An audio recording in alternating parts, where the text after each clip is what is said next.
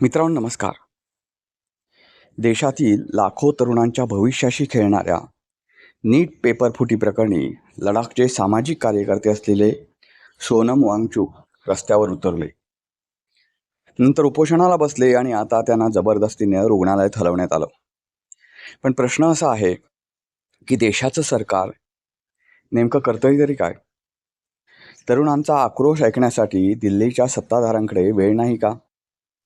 की आंदोलन चिघळेपर्यंत गप्प बसायचं आणि मग निवेदनाच्या फैरी झाडायच्या? आणि विरोधकांचं काय? सुरुवातीला जंतर मंतरवर हजारो विद्यार्थी आंदोलन करत होते, तेव्हा सत्ताधाऱ्यातले असोत किंवा विरोधकांमधले असोत, मोठमोठे नेते कुठे होते? त्या तरुणांच्या डोळ्यातलं नैराश्य या कुणालाच दिसलं नाही. आंदोलन पेटायला लागलं, लोकांचा रोष वाढला आणि आता अचानक विरोधकांना विद्यार्थ्यांची आठवण झाली.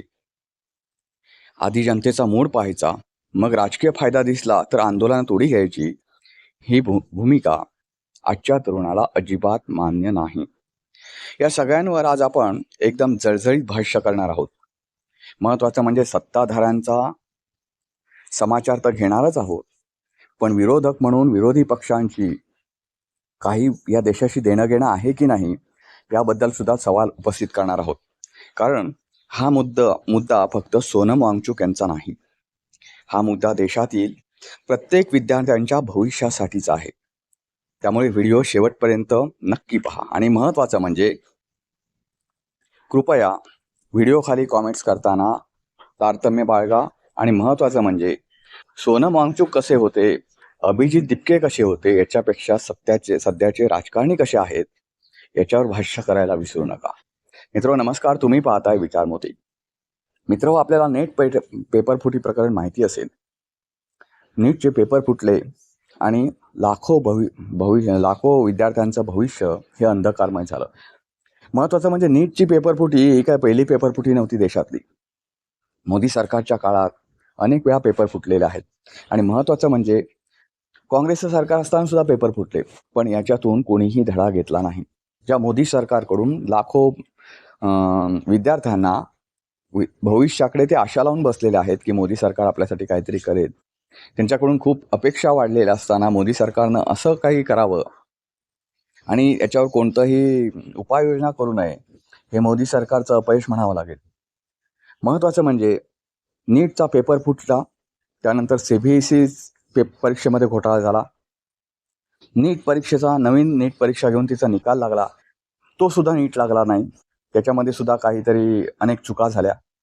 या सगळ्या गोष्टीकडे पाहिलं तर मित्रांनो असं होतं की तरुण स्वतःचं भविष्य घडवण्यासाठी स्वबळावर धडपडत आहेत, त्यांचं भविष्यच मोदी सरकार कापून टाकते की काय? कारण याचा दुसरा अर्थ निघूच शकत नाही. एखाद्या वेळी पेपर फुटणं हे समजू शकतं, पण एवढं एकाच वर्षात? मित्रांनो, जे भक्त आहेत मोदींचे त्यांना मी सांगू इच्छितो, तुम्ही या गोष्टीचा अजून अनुभव घेतलेला नाही. आपल्या परीक्षा ह्या 6 परीक्षा होती, वार्षिक परीक्षा होती, त्याच्यात पेपर फुटी हो किंवा न हो त्यावेळी काय सिरियसनेस नसायचा. पण आताच्या काळात जर बघितलात तुम्ही तर मी इतके पैसे ओतून नीटचा अभ्यास केला असेल, नीट परीक्षेला सामोरं गेलो असेल, कदाचित मला पेपर सोपा गेला असेल आणि त्याचवेळी पेपर फुटीची बातमी येते, पुन्हा परीक्षेचा निर्णय जाहीर होतो, मग माझी परिस्थिती त्यावेळी काय असेल? कारण एवढी तयारी केल्यानंतर मला पेपर सोपा गेला, पुढचा येणारा पेपर कसा असेल माहीत नाही, परत नव्यानं शिकवणी करायला लागते. या सगळ्या गोष्टीकडे आपण कधीतरी गंभीरपणे पाहणार आहोत की नाही हा प्रश्न आहे. मित्रांनो, सोनम वांगचुक यांनी सुरू केलेलं आंदोलन या त्यांच्या मागण्या काही अवास्तव नव्हत्या. त्यांच्या मागण्या एवढ्याच होत्या की नीट पेपर फुटी प्रकरणाची सखोल चौकशी व्हावी, संबंधितांवर कारवाई करावी, कडक कारवाई करावी आणि महत्त्वाचं म्हणजे शिक्षण मंत्र्यांचा राजीनामा घ्यावा. आता शिक्षण मंत्र्यांना त्यांचे काय अधिकार, त्यांचे काय कर्तव्य आहेत की नाही हा प्रश्न पडतो. कारण नरेंद्र मोदी सरकारमध्ये मोदीच एक मंत्री दिसतात, प्रधानमंत्री दिसतात, कधीतरी दिसले तर शहा दिसतात. याच्या पलीकडं बाकीचे जे मंत्री आहेत ते नामधारी पुतळ्यासारखे येऊन बसतात, मोदी सांगतील त्याला होय म्हणतात. त्यामुळे त्यांचं स्वतंत्र मंत्रालय असून सुद्धा त्यांना निर्णय घेण्याची काही अधिकार आहेत की नाही हा प्रश्न पडतो. तर असो मित्रांनो, या शिक्षण मंत्र्यांचा राजीनामा घेण्याची मागणी सर्व स्तरातून होते. मोदी सरकार मात्र याच्यावर चिडीचूप आहे. मला मोदी सरकारनं हे विचारायचं आहे, या देशात म्हणजे पूर्वीच्या काळात असं होतं की या देशात आंदोलनं होत होती, मग सरकार किंवा सरकारचा कोणी प्रतिनिधी चर्चेसाठी आंदोलकांशी भेट घ्यायचा.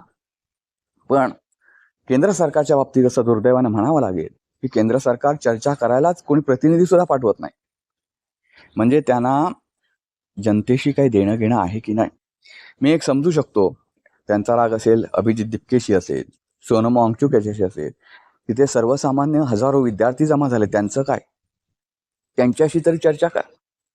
त्यांचं म्हणणं तर ऐकून घ्या. आणि तुम्ही म्हणणं ऐकून घेणार नसाल तर लोकशाही लोकशाही म्हणून जे छाती बडवता, पहिल्यांदा निवडून आल्यावर संसदेच्या पाया पडता, नतमस्तक होता संसदेसमोर, त्या संसदेचा उपयोग काय? तुम्ही जे संविधान दिन साजरा करताय ते संविधान कुठे आहे? याचं कुठेतरी उत्तर देणं महत्वाचं आहे.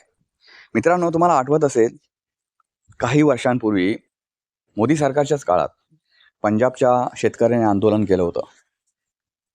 ते आंदोलनाकडे एवढं मोठं आंदोलन पेटलं, दिल्लीमध्ये सगळे शेतकरी जमा झाले, तरी मोदी सरकारनं ना त्याच्यावर निवेदन केलं, ना मोदी सरकारचा प्रतिनिधी त्यांना भेटायला गेला. शेवटी आंदोलन पुढे हिंसक बनलं आणि ते हाताबाहेर गेलं. लोक लाल किल्ल्यामध्ये घुसले, तरी सुद्धा मोदी सरकार ढिम्म हललं नाही. असं हे बदफैली सरकार, म्हणजे जिथे बसतं तिथं उठतच नाही कधी कधी, इतके वर्षानुवर्षे. असं सरकार काय कामाचं आहे? मला एक साधा प्रश्न आहे मोदी सरकार आणि त्यांच्या भक्तांना, की गेल्या काही दिवसांपासून मी बघतोय आता सोनम वांगचुक यांना अटक झाल्यानंतर अभिजित दिपकेने उपोषणाचा ताबा घेतलाय. त्यांची कुंडली काढण्याचंच काम सुरू आहे मोदी भक्तांकडून. मला काय म्हणायचं आहे, अभिजित दिपके असेल वाईट, त्याला वाईट किंवा चांगलं ठरवण्याचा तुम्हाला कोणी अधिकार दिला? आणि तो असेल वाईट, तो ज्या प्रश्नांसाठी लढतो ते प्रश्न तर वाईट नाहीत, त्या समस्या तर वाईट नाहीत, आणि तुम्ही कुठलेही असे चांगले आहात. देशात कुठेही आंदोलन हो, एवढं जेव्हा आंदोलन तुमच्या राजधानी दिल्लीमध्ये चिघळतं, त्यावेळी केंद्र सरकारचं काम ठरतं की त्यांची जाऊन भेट घेणं, त्यांची समजूत काढण्याचा प्रयत्न करणं किंवा त्यांच्या मागण्यांवर विचार करणं, जे काय असेल ते. तुम्ही आंदोलनाची एवढीशी सुद्धा दखल घेत नाही तुमच्या राजधानी दिल्लीमध्ये होऊन सुद्धा. मग इतर आंदोलनाबाबत तुम्ही काय करणार आहात? देशात जे काय चाललंय, अराजकता मारते, त्याची तुम्ही दखल घेणार नसाल तर केंद्रामध्ये सरकार बसवायचं तरी कशाला? पैसे खायला आणि घोटाळे करायला? असा विकास होत नसतो मित्रांनो, असा विकास होत नसतो. विकास काय म्हणतात तो अनुभवायला, विकासाचा लाभ घ्यायला माणसं तर जिवंत ठेवा देशातली. गंगा शुद्धीकरणाच्या विरोधात, म्हणजे गंगा शुद्धीकरण व्यवस्थित व्हावं वगैरे, या मागणीसाठी मित्रांनो 2 बळी गेलेत आंदोलन. म्हणजे त्यांचं आंदोलन तर 100-125 दिवस चाललं आणि शेवटी उपोषण सुरू असतानाच त्या दोघांनी त्यांचे प्राण गमावले. मोदी सरकार तिथं सुद्धा ढिम्म आलं नाही. माझा मोदी भक्तांना विषय असा आहे, मोदी भक्तांना हा सवाल आहे, अभिजित दिपके तर असेल, त्या गंगेचं काय झालं पुढे? गंगा शुद्धीकरणासाठी करोडो रुपये खर्च केले गेले, पण गंगा शुद्ध झाली का हो? शुद्ध झाली नाही. अजूनही थोडाफार फरक पडला असेल, पण हे शुद्धीकरण तिथंच थांबलं. महत्वाचं म्हणजे त्याच्यासाठी आंदोलन करता करता 2 बळी गेले, पण सरकारनं ना त्याची दखल घेतली ना काय केलं. मोदी भक्तांना आणखी किती सवाल विचारल्यावर ते भक्तीतून बाहेर येणार की समाधी अवस्थेत तिथेच बसणार आहे? सोशल मीडियावर अतिशय म्हणजे नेटानं काम सुरू आहे. भाजपचा सोशल मीडिया सेल आहे, तो फेसबुकवर वेगवेगळ्या नावानं, कुठे हिंदुस्थानी, कुठे आणि कुठल्या असे वेगवेगळ्या नावाने त्यांनी ग्रुप केलेत आणि हिंदूंच्या भावना भडकवण्याचं काम सुरू आहे. हिंदू म्हणून मेलेल्या हिंदूंच्या टाळूवरचं लोणी खायला पण तुम्ही कमी नाही केलं. आता हिंदुत्व बास झालं. काँग्रेसच्या काळात कुठला हिंदूचा मुसलमान बनवण्याचा ऐकिवात नाही. तुमच्या काळात अजून लव जिहाद सुरू आहे. कितीतरी उदाहरणं देईन तुमच्या काळात मुलींना पळवण्यात आलं हिंदूंच्या. त्यांच्याशी जबरदस्त लग्न करण्यात आलं. पुणे नव्हे, ठाणे, नंतर पालघर ह्या भागात कितीतरी प्रकार असे झाले. नाशिकमध्ये झालंय. नाशिकमध्ये एका कंपनीत लव्ह जिहादचा प्रकार झाला होता. अलीकडचा मुद्दा आहे. महाराष्ट्रात तेच मी उदाहरण सांगतो, बाकीच्या बाहेरच्या राज्यातली तर बोलतच नाही. कशाला तुमचं सरकार हवं मग? मित्रांनो, तर आपण आता मूळ मुद्द्यावर येऊया. तर हे सोनम वांगचुक गेले 19-20 दिवस दिल्लीमध्ये उपोषण करतायत. मला एक आश्चर्य वाटतं की त्यांना हजारो विद्यार्थ्यांचा पाठिंबा सरळ सरळ आहे. बाहेरून जे पाठिंबा देतात घरी बसून, त्यांची तर गोष्टच वेगळी आहे. एवढ्या मुलांचा पाठिंबा असताना, एवढ्या तरुणांचा पाठिंबा असताना देशाचे विरोधी पक्षनेते सुद्धा फिरकले नाहीत तिकडे. राहुल गांधी एरवी तर त्यांना केंद्र सरकारवर टीका करायची ते एक संधी सोडत नाहीत. महत्त्वाचं म्हणजे केंद्र सरकार चुकला तर कुठे भारतभर पदयात्रा करायला त्यांना वेळ असतो. पण ह्या हाकेच्या अंतरावर असलेल्या मुलांशी बोलण्यासाठी त्यांना वेळ मिळाला नाही इतक्या दिवसात. ना विरोधी पक्षातला कोणी भेटला. आता हे विरोधी पक्षसुद्धा नालायक असे आहेत, स्पष्ट शब्दात सांगतो, नालायक असे आहेत की त्यांना आता वेळ मिळाला या आंदोलनात उडी घेण्यासाठी. कारण का त्या आंदोलनाची धग वाढलेली आहे. सोनम वांगचुक रुग्णालयात गेल्यानंतर दिल्लीच्या जंतर मंतरवर अनेक तरुणांची गर्दी वाढते आहे. अनेक तरुण त्यांच्या खर्चानं त्या ठिकाणी येत आहेत. आता आंदोलन म्हटलं की आंदोलनाला बदनाम करण्याचे काम हे वेगवेगळे सेल आलेले आहेत.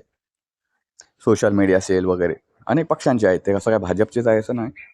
ते सेल कामाला लागतात आणि आंदोलन हे करतात. आता आंदोलन बदनाम कसं केलं जातं मित्रांनो? तर कोणीतरी आपले कार्यकर्ते किंवा कोणीतरी विद्यार्थी असे घुसवायचे. आता विद्यार्थीही अनेक पक्षांशी जोडले गेलेले आहेत. त्यांना त्या पैसे द्यायचे, त्या आंदोलनात घुसवायचं आणि तिथे त्यांना हायपाय काय खायला लावायचं, बिर्याणी वगैरे वगैरे. त्यांचे फोटो काढायचे, ते सोशल मीडियावर टाकायचे. बघा, हे आंदोलन करतायत आणि मस्तपैकी बिर्याणी खातायत, पिझ्झा खातायत, बर्गर खातायत, असे काय काय व्हिडिओ, आणि आंदोलन बदनाम करायचं. तुम्हाला एक आश्चर्य वाटेल, मी एक उदाहरण सांगतो. जे पुण्यातील नसरापूरमध्ये जे प्रकरण घडलं होतं, त्या म्हणजे एका छोट्या 3.5 वर्षाच्या मुलीवर बलात्कार करून तिचा खून करण्यात आला होता. भीमराव कांबळेनं, आरोपी, आपल्याला आठवत असेल. त्यानंतर त्या मुलीच्या आई वडिलांनी आणि त्यांचे मित्रवर्याने वगैरे रास्ता रोको सुरू केला. त्यांनाही नंतर कळून चुकलं, कारण ते सुशिक्षित होते. त्यांना कळून चुकलं की आपलं आंदोलन बदनाम करण्यासाठी काही समाजकंटक पण आंदोलन घुसवण्यात आलेत आणि त्यांनी पोलिसांवर बाटल्या फेकल्या, दगडफेक करण्याचा प्रयत्न केला. मग पोलिसांनी उत्तरादाखल म्हणून लाठीचार्ज केला. त्यावेळी पोलीस पण सुशिक्षित होते आणि मुख्य आंदोलन करणारे जे त्या पीडित मुलीचे आई वडील होते ते सुद्धा सुशिक्षित होते. त्यामुळे त्यांनी किरकोळ आश्वासन मिळताच त्यांनी आंदोलन मागे घेतलं, कारण त्यांच्या आंदोलनाला बदनाम करण्याचा प्रयत्न काहींनी सुरू केला होता. पोलिसांवर दगडफेक, पोलिसांवर बाटल्या फेक, हे अलीकडे आंदोलन बदनाम करण्याचं एक षडयंत्र आहे. प्रत्येक ठिकाणी ते वापरलं जातं आणि त्या आंदोलनाला बदनाम केलं जातं आणि आंदोलन असं चिरडलं जातं. म्हणजे एक फेक नरेटिव्ह तयार केला जातो की हे आंदोलन असंच आहे. त्याच्याशिवाय सत्ताधारी काहीच करू शकत नाही. आणि विरोधी पक्ष सुद्धा मेलेल्या सापागत त्याची अवस्था झालेली आहे. आता जेव्हा सोनम वांगचुक यांना रुग्णालयात नेण्यात आलं, जबरदस्तीने नेण्यात आलं. अरे, एखाद्या आंदोलकाला, मग तो आंदोलक तुमचा विरोधक का असेना, त्याला नेताना सन्मानाने न्यावं ना. हे असं पांढरा कपडा, म्हणजे एखाद्याला बिबट्याला वगैरे पकडण्यासाठी किंवा एखाद्या प्राण्याला पकडण्यासाठी जसं चारी बाजून असं पांढरा कपडा गुंडाळतात किंवा काय असं गुंडाळतात नाही का, जाळं असं टाकतात तसं. आणि अतिशय म्हणजे ब्रिटिशांनी आंदोलकांची धरपकड केली नसेल इतक्या वाईट पद्धतीने त्यांची धरपकड करण्यात आली आणि त्यांना हॉस्पिटलमध्ये नेण्यात आलं. पण तिथे सुद्धा त्यांचं आंदोलन सुरू आहे. मी आत्ता सांगतो, मोदींना सोनम वांगचुक मेला तरी काय त्याच्याशी देणं घेणं नाही. त्यांना फक्त त्यांचा जीव महत्वाचा आहे आणि त्यांचं सरकार, बाकी त्यांना कशाशी देणं घेणं नाही. सोनम वांगचुक मेला तरी अंत्ययात्रेला जाणं, आता हे पुढचं सांगतो तुम्हाला, त्यांच्या कुटुंबियांचं सांत्वन करायला सुद्धा मोदी जाणार नाही. तुम्ही मोदींची बॉडी लँग्वेज बघा लोकसभेमधली. जे मोदींविरोधात बोलतात म्हणजे विरोधक, त्या मोदींचा चेहरा असं लाल बुंदा झालेला असतो आणि असे ते बघत असतात खुनशी नजरेनं. अरे काय आहे हे? आणि ते सभापती, त्यांना तर काय विचारायच नको. नाही नाही नाही नाही नाही नाही नाही नाही नाही, बैठो बैठो बैठो बैठो, नाही नाही नाही, असंच करीत असतात. ते 2-3 शब्द शिकलेले आहेत मला वाटतं हिंदीतले. काही सुद्धा बोलत नाही त्याच्या पलीकडं. मोदींविरोधात मोदींचा आवाज जरी काढला विरोधकांनी, मोदी हे नाव जरी घेतलं तर नाही नाही नाही, बैठो बैठो, असंच करतात ते. तुम्ही बघा. अरे ही लोकशाही आहे का? हं? ही लोकशाही आहे? महत्वाचं म्हणजे दिल्ली पोलिसांनी आज होणाऱ्या मोर्चाला, आता काही वेळातच मोर्चाची वेळ त्यांनी ठरवलेली आहे की मोर्चा निघणार अशी. तर या मोर्चाला दिल्ली पोलिसांनी परवानगी नाकारलेली आहे. चारी बाजूनं दिल्ली सील करण्यात आलेली आहे की कोणी बाहेरचा माणूस या गोष्टीसाठी येऊ नये दिल्लीमध्ये. काही आंदोलकांनी असा आरोप केला की मुद्दामून दिल्लीकडे येणाऱ्या गाड्या ज्या आहेत, म्हणजे या मोर्चात येऊ नयेत तरुण म्हणून दिल्लीकडे येणाऱ्या गाड्या 7-7, 8-8 तास लेट केलेल्या आहेत. अशा अनेक प्रकारे आंदोलन हे करण्याचं, दडपण्याचा प्रयत्न भाजपने केलेला आहे. मला असं वाटतं, मोदी भक्तांना आणि मोदींना सुद्धा असा सवाल आहे की तुम्ही आंदोलन घाबरत नाही ना, तर तुम्ही आंदोलन निधळण्याच्या हातीने सामोरे गेले पाहिजेत. तुमची पत त्याच्याने वाढेल. हे आंदोलन चिघळून तुम्ही असं होऊ शकत नाही. बाहेरच्या देशातलं वातावरण बघा. सरकार या तरुण पोराने उलथवलेली आहेत. भारतात त्याला वेळ लागेल, कारण अंधभक्त अजून काही सुधारलेले नाहीत आणि ते सुधारतील असंही वाटत नाही. कारण कसं आहे माहिती आहे का, जो नॅचरली झोपलेला असतो ना, त्याला जागा करता येतं. झोपेचं सोंग घेतलेला जागा करता येत नाही. हे तुमच्याकडे पाळीव कुत्रे जे काही ठेवलेले आहेत मोदींनी, ते सध्या तरी असं व्यवस्थित वागतील असं माहिती नाही. तुम्ही जो भाकरीचा तुकडा घालेल त्यांच्या बाजूनं ते भुंकणार, हे माहिती आहे. पण मित्रांनो, दिल्ली पोलिसांनी परवानगी नाकारली असली तरी सुद्धा आपण शांततेच्या मार्गाने मोर्चा काढणार, असं अभिजित दीपकेने सांगितलेलं आहे. आता काय घडतं याच्यात ते येणाऱ्या भविष्यात दिसेल. आता काही तासात ते दिसून येईल. पण हा मोर्चा उगाचच चिघळवण्याचं काम सुद्धा केंद्र सरकार करणार. वेगवेगळ्या मार्गाने हे आंदोलन बदनाम करण्याचा प्रयत्न होणार, जसा यापूर्वी झाला होता. म्हणजे ह्याच्यात काही समाजकंटक घुसवायचे. आंदोलन कसं बदनाम केलं जातं सांगतो तुम्हाला. याच्यात काही समाजकंटक विद्यार्थी घुसवायचे. त्यांनी मग अशा घोषणा द्यायच्या, लव जिहादच्या घोषणा द्यायच्या, आझादीच्या घोषणा द्यायच्या किंवा अशा घोषणा द्यायच्या की जेणेकरून हे आंदोलन जातीयतेच्या पातळीवर न्यायचं, धार्मिकतेच्या पातळीवर न्यायचं. मग धर्मात आंदोलनाचा मूळ मुद्दाच बाजूला पाडून टाकायचा. हे हे आंदोलन बदनाम करण्याचं भाजपने काही पहिलाच प्रयत्न केलेला नाही. ते पंजाबचे शेतकरी सुद्धा आंदोलन, त्यांचं सुद्धा असंच बदनाम केलं. केवढे मोठे शेतकरी आले होते, पण ते शेतकरी त्या दरम्यान, आंदोलनादरम्यान काही शेतकऱ्यांचा मृत्यू सुद्धा झाला. हे सरकार ढिम्म हल्लं नाही. आणि मला विरोधी पक्षांचं एक आश्चर्य वाटतं, ते किती झोपेच्या गोळ्या घेऊन झोपतात की काही कळत नाही. आता हे आंदोलन चिघळायला लागलंय तेव्हा मुंबईकर जागे झाले. आपले उद्धव ठाकरे लागले घोषणा करायला. अरे तुम्ही वाघासारखे आहात ना, तुमच्या पक्षाच्या चिन्हाजवळ, पक्षाच्या निशाणीजवळ वाघाचा फोटो लावताना वाघ काय असा झोपलेला असतो का? येथे समोर काहीतरी पडलेलं आहे, समोर अनेक प्रश्न पडलेले आहेत आणि वाघ शांत झोपला आहे, असं कधी होतं का हो?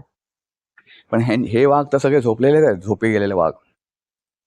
तुमच्या शरीरामध्ये काय कुंभकर्णाचा आत्मा शिरलाय का? तुम्ही अशा प्रश्नावर झोपून राहता. आंदोलन चिघळत असं वाटलं की विरोधक गेले तिथे.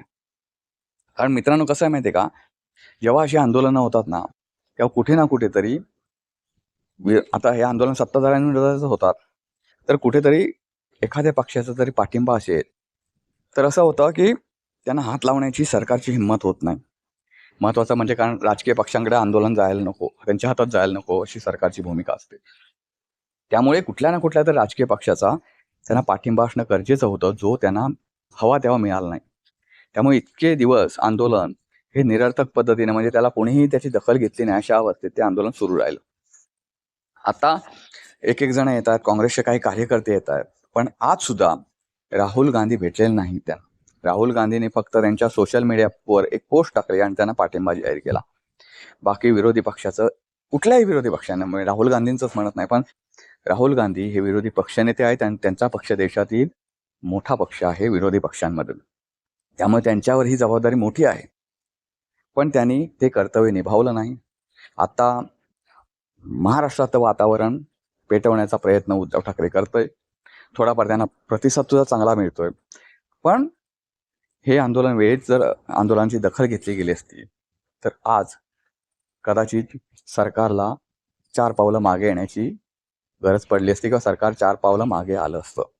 मित्रांनो, या संपूर्ण प्रकरणाबद्दल तुमचं मत काय ते नक्की कळवा. व्हिडिओ आवडला तर लाईक करा, शेअर करा, चॅनलला सबस्क्राईब करा. आणि मित्र, महत्त्वाचं म्हणजे तुम्ही कोणाचेही भक्त असा किंवा तुम्ही कोणाचेही समर्थक असा, जो अन्याय करेल त्याच्या नजरेत नजर घालून त्याला प्रश्न विचारण्याची ताकद ठेवा. आजच्या मीडियासारखे हतबल होऊ नका. महत्त्वाचं जाता जाता एक सांगतो की अभिजित दिपके आणि त्याच्या सहकार्याने मीडियाला सुद्धा तिथून काढता पाय घ्यायला लावलं, कारण मीडिया ही स्पॉन्सर आहे. असे अभिजित दिपके त्याच्यामध्ये सामील नव्हता, पण जे कोणी हे सामील होते इथे विद्यार्थी त्यांनी हाकलून दिलं अक्षरशः मीडियाला. कारण कळतं ना की मीडिया आत्ता कुठे दाखवायला लागली हे प्रकरण नाही तर कोणी दाखवत सुद्धा नव्हतं की असं काहीतरी दिल्लीचे जंतर मंतरवर आंदोलन सुरू आहे. मित्रांनो, एखादा तरुण वेळात वेळ काढून त्याच्या आयुष्यातील वेळात वेळ काढून संपूर्ण देशाच्या काही मागण्यांसाठी, त्याची काही पर्सनल मागणी नव्हती ना ती, नीट परीक्षा पेपरफुटी प्रकरणावर कारवाई झाली आणि त्याच्या परीक्षेचं धोरण बदललं किंवा काय त्याच्यावर एक वेगळं काहीतरी धोरण आखलं तर उद्या देशाला फायदा होणार. अभिजित दिपकेला किंवा सोनम वांगचुकला नाही होणार फायदा. त्यामुळे देशाचे प्रश्न घेऊन जर एखादा विद्यार्थी वेळात वेळ काढून लढतोय तर त्याला बदनाम करण्यापेक्षा पाठिंबा देऊ नका, पण त्याला बदनाम सुद्धा करू नका. तो लोकशाही मार्गाने जातोय हे तर खरं आहे. मोदींसारखा हुकुमशाही पद्धतीने तर काही जात नाही, तर त्याला पाठिंबा द्यायचा नसेल तर देऊ नका, पण बदनाम पण करू नका. असं मोदी भक्तांना हात जोडून विनंती आहे. मित्रांनो, व्हिडिओ कसा वाटला नक्की कळवा. व्हिडिओ आवडला तर लाईक करा, शेअर करा, चॅनलला सबस्क्राईब करा विसरू नका. पुन्हा भेटू पुन्हा एका अशा नवीन व्हिडिओ. तोपर्यंत नमस्कार.